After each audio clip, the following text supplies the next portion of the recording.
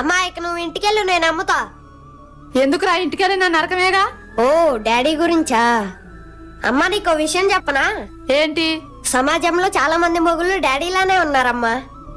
వాళ్ళ భార్యలు కూడా నీలానే కష్టాలు అనుభవిస్తున్నారు. ఓ నువ్వు మీ నాన్న వైపే వత్తాసు పలుకుతున్నావు అన్నమాట. వత్తాసు కాదమ్మా, వరించి చేసుకున్నప్పుడు కొంచెం ఓర్పు కూడా ఉండాలంటున్నాను. ఎంత వరకు ఉండాలరా? ఆయనకి లేని అలవాటు ఉందా? తిన్నది కూడా వంట పట్టకుండా చేస్తున్నాడు. మరి అలాంటప్పుడు ఎందుకు చేసుకున్నావు? అప్పుడు బానే ఉన్నాడురా, పెళ్ళయ్యాకే మారాడు. చూడమ్మా, పెళ్ళయ్యాక మారిన భర్తను మార్చుకునే బాధ్యత ముమ్మాటికి భార్యదే. నా వల్ల కాదు. ఎందుకు కాదు? ఇప్పుడు మేము తప్పు చేస్తే మాకు మంచి చెడు చెప్పి మారుస్తున్నారుగా, అలానే మీరు మీ మొగుళ్ళకి చెప్పి ఎందుకు మార్చుకోరు? భార్య కూడా సందర్భాన్ని బట్టి భర్తకు తల్లవ్వాలమ్మా.